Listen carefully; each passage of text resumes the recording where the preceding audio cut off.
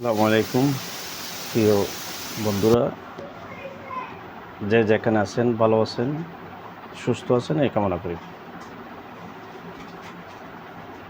আজকে আমি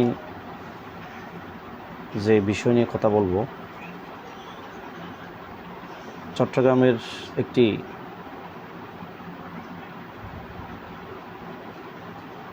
সেবামূলক প্রতিষ্ঠান, চট্টগ্রামের বলতে গেলে সেবা ক্ষেত্রে সবচাইতে শেষ ভরসা চট্টগ্রাম মেডিকেল কলেজ নিয়ে, হাসপাতাল নিয়ে। যারা বিভিন্ন দূর দূরান্ত থেকে চট্টগ্রাম মেডিকেল কলেজে হাসপাতালে যায়, তাদের কী পরিমাণ ভোগান্তি ফেস করে রোগীকে সুস্থ করে বাসায় আসতে হয়, প্র্যাকটিক্যালি আপনারা ওখানে রুগী নিয়ে গেলেই শুধু বুঝতে পারবেন, বাইরে থেকে কোনো বোঝার উপায় নেই। আগে আমার কিছু ভিডিও ক্লিপ আপনারা দেখেন, তারপরে বিষয়ে আলোচনা করব। শুরুতেই এই স্লিপটা দেওয়া হয়, দেখেন আপনারা। আমি প্রতিটি স্তরের যে ছবিগুলো আপনাদেরকে দিলাম, ওটা আপনারা দেখলে বুঝতে পারবেন আমি কোন জায়গার কথা বলতেছি।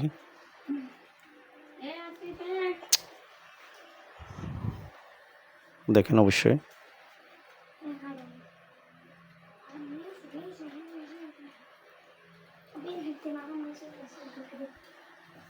এটা হচ্ছে চট্টগ্রাম মেডিকেল কলেজ হাসপাতাল।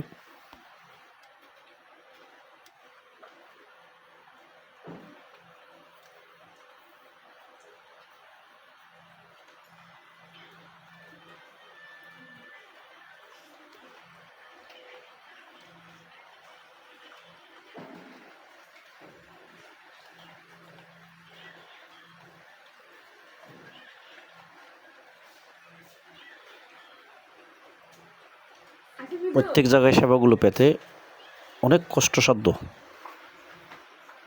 আসলে সরকার দিচ্ছে, কিন্তু এগুলি ফ্রি।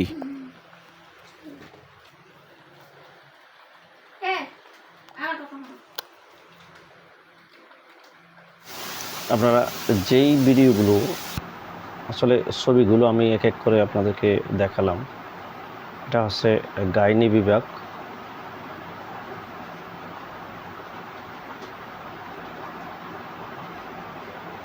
হ্যাঁ, গাইনি বিভাগ 30 নম্বর ওয়ার্ড। প্রথম থেকে বলি, যদি কোনো রুগী ইমার্জেন্সিতে ফার্স্ট টাইম নিয়ে যাওয়া হয়, একটা টোকেন দেওয়া হয়, তার মূল্য সরকারি ফি 10 টাকা। ওই টোকেনের উপর ভিত্তি করে একটা ডাক্তার চেক আপ করবে, রুগীর সম্পর্কে অ্যানালাইসিস করবে। যদি রুগীকে ভর্তি দিতে হয়, তাহলে তৎক্ষণাৎ ওরা সিদ্ধান্ত নেবে ভর্তি দেওয়ার জন্য।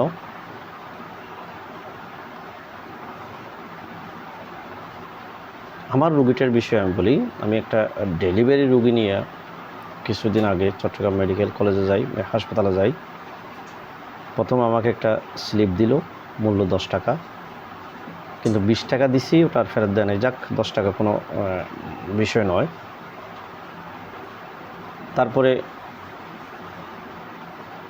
আমাকে জরুরি ভিত্তিতে গাইনি ওয়ার্ডে ট্রান্সফার করা হয়। আমি গাইনি ওয়ার্ডে গেলাম। যাওয়ার সময় ওখানে এক মহিলা একটা ট্রলি নিয়ে ওখানে আসে।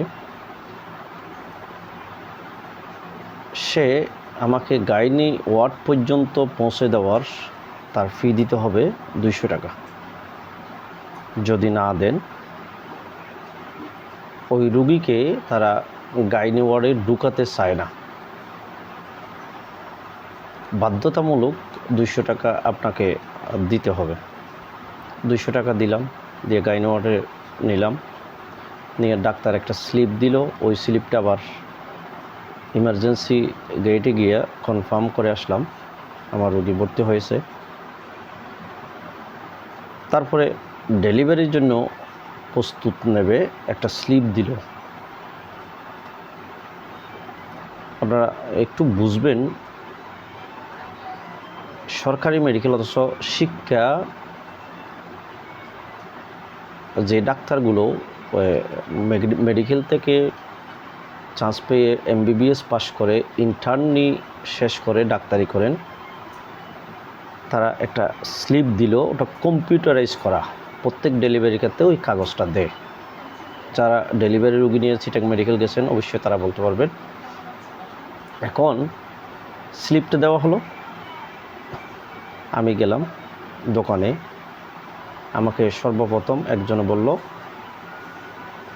4700 টাকা। আমি তো একটু মেডিসিন সম্পর্কে জানি এবং মেডিকেল সম্পর্কে জানি, আমি কি করলাম, আরেকটা দোকানে গেলাম, সে বলল 3500 টাকা। আরেকটা দোকানে গেলাম, সে বলল 3200 টাকা। মেডিকেলের ভিতরে যে ফার্মেসিটা আছে, উপরে লেখা আছে ন্যায্য মূল্য ওষুধ বিক্রি করা হবে, সেই দোকানে আমার কাছে সে 4700 টাকা অর্থাৎ 4700 টাকা সে দাবি করছে। আচ্ছা ঠিক আছে, আমি 3200 টাকা দিয়ে ওষুধগুলো বাইরে থেকে নিয়ে আসলাম, নিয়ে এসে নার্সকে দিলাম। দেওয়ার পরে কিছু আয়া ওখানে আছে, বিশেষ করে নীল কালার অ্যাপ্রন পরা আর একটু গোলাপি কালার অ্যাপ্রন পরা কিছু নার্স একটা সাবান চাইলো অথবা 100 টাকা চাইলো। আমি দেখলাম প্রতি রুগীর ক্ষেত্রে একই অবস্থা। তখন 100 টাকা দিলাম, আবার কিছুক্ষণ পরে 500 টাকা চাইলো। 500 টাকা কিসের সঠিকভাবে কেউ বলে না, আবার 500 টাকা দিতে হলো।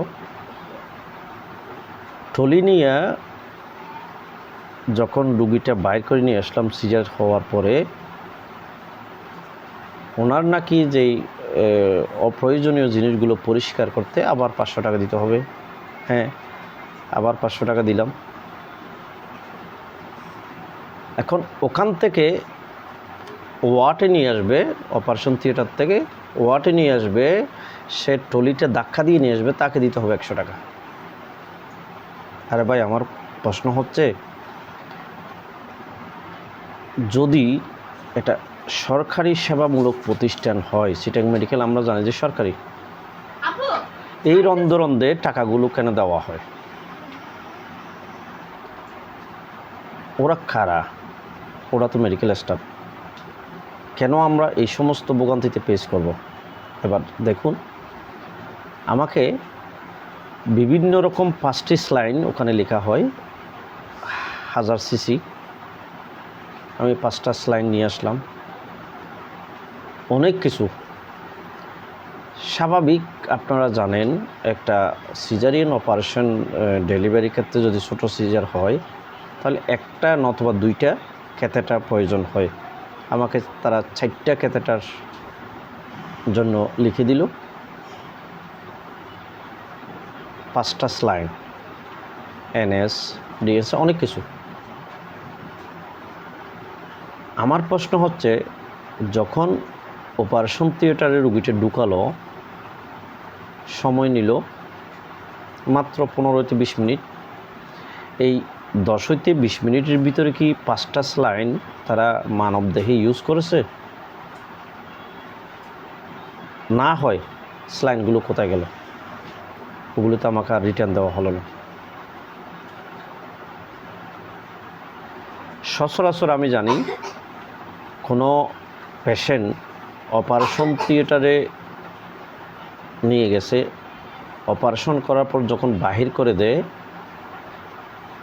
যদি একটা ট্যাপ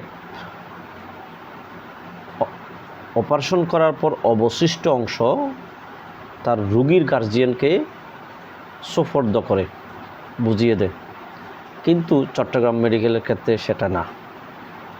আমি একটু অন্যভাবে দেখলাম, আমি আরও কয়েকজনের সাথে আলাপ করলাম, এটা কিভাবে সম্ভব, কি করে তারা। তখন আমি জানতে পারলাম ওই ওষুধগুলো পুনরায় আবার ফার্মেসিতে ওই মেডিকেলের স্টাফরা হয়তো কম মূল্যে বিক্রি করে। আবার সেগুলো আমাদেরকে চড়া মূল্যে, গতানুগতিক মূল্য আবার বিক্রি করে। এই যে দুর্নীতিগুলো, এগুলো কি দেখার কেউ নাই? এটা একটা সরকারি প্রতিষ্ঠান। আমাদের দেশের প্রধানমন্ত্রী সবসময় স্বাস্থ্য খাত নিয়ে একটা গুরুত্ব ভূমিকা রাখেন।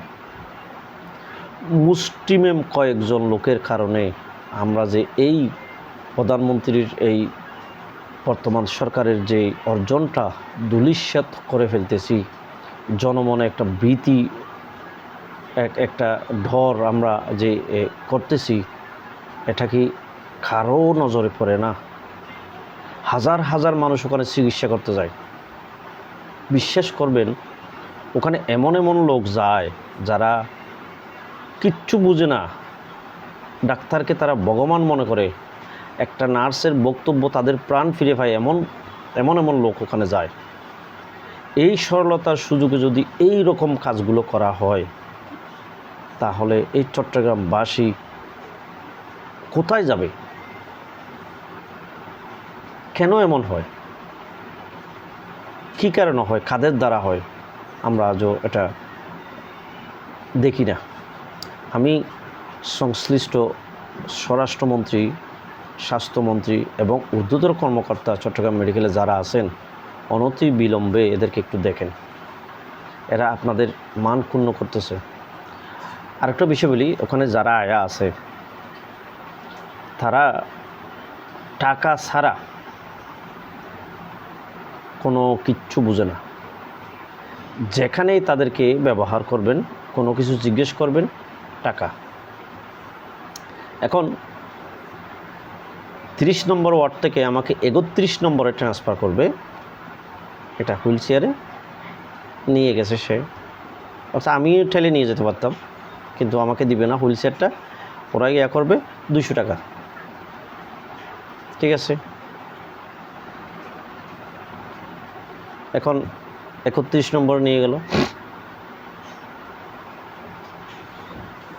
যেহেতু আমার সিজারিয়ান অপারেশন রোগী, আমি ভিতরে ওষুধ লাগে কিনা, ওনার কিছু খাবার প্রয়োজন কিছু, একজন মহিলা আছে, উনি একটু নরম টাইপের, কোনোদিন ওই এত মানুষের সাথে মিশে নাই, গ্রামের মহিলা, উনি বুঝে না বলেই আমাকে একটু যেতে হয়। প্রধান বিষয় হচ্ছে সরকারি কতগুলো স্টাফ, যেগুলোকে আমরা সরকারিভাবে বেতন দেওয়া হয়, নার্স, আনসার, গেট থেকে একটা লোক রুগী পর্যন্ত পৌঁছানো 20 টাকা, 50 টাকা, 100 টাকা দিতে হয়, না হলে ঢুকতে দেবে না। যদি আপনি 20 টাকা দেন আপনাকে ঢুকতে দেবে, যদি 100 টাকা দেন আপনাকে গার্ড অফ অনার দিয়ে রুগী পর্যন্ত নিয়ে যাবে। শেষ পালা আমরা 4 দিন 5 দিন পরে চলে আসব।